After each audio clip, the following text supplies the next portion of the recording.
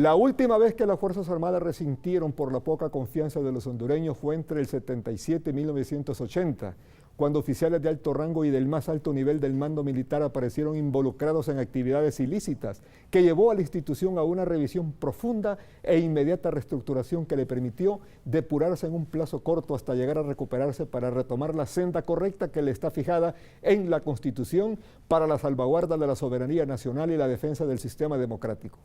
No es nada cierto, como hemos visto en algún artículo de prensa, que los hechos aislados de unos cuantos malos elementos que hoy ponen de nuevo a las Fuerzas Armadas en la mira de la crítica nacional sea producto del papel relevante que está jugando la institución en el combate a las organizaciones delictivas criminales. El peor momento de su historia lo han vivido las Fuerzas Armadas en aquellos 4 o 5 años del 76 al 80, cuando 2 o 3 oficiales de alto rango y del alto mando aparecieron implicados seriamente con las primeras organizaciones delictivas. Época difícil y oscura para la institución porque en aquel momento, según nos dijo un embajador de Estados Unidos, la Fuerza Naval asumió un papel tan terrible como vergonzoso en que por instrucciones del comandante de esa fuerza, las lanchas guardacostas servían para escoltar las embarcaciones que transportaban droga desde Colombia a México y Estados Unidos.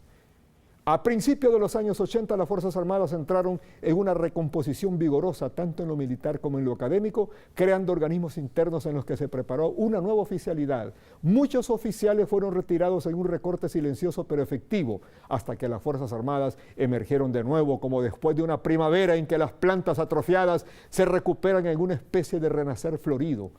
Que hoy las Fuerzas Armadas participen en tareas que procuran el resguardo de la seguridad de la población hondureña no contraviene su papel constitucional, porque trabajar por la seguridad de los hondureños tiene que ver con la salvaguarda nacional, siendo que somos los habitantes, los ciudadanos, las personas en general, lo más valioso que existe en el territorio nacional.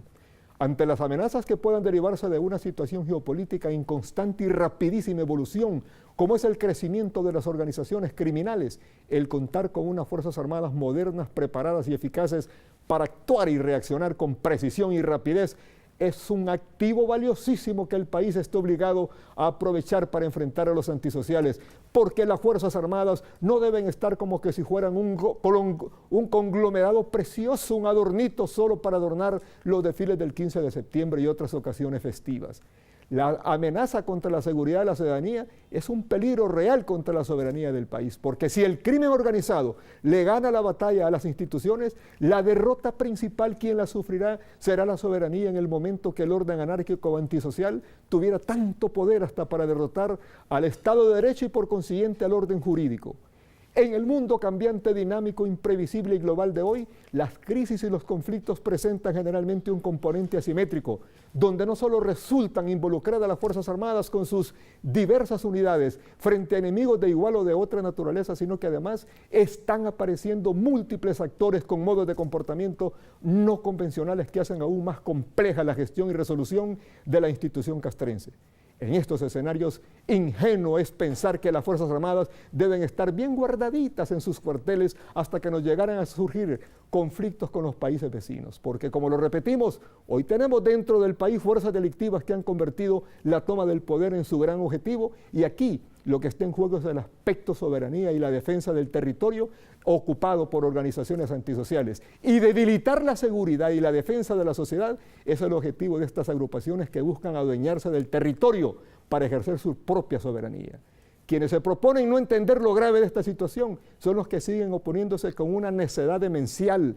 que las Fuerzas Armadas no sigan jugando su rol protector en beneficio de la ciudadanía, que hoy sigue disfrutando de la convivencia y bienestar gracias a la presencia de las Fuerzas Armadas como garante de la defensa, de la seguridad de los hondureños y de sus bienes. Pero los militares deben ser conscientes de su responsabilidad en este momento crítico que vive Honduras, e igual deben tener la seguridad que esta misión que les ha pedido el gobierno es un encargo constitucional, pero ante todo, saber que el pueblo hondureño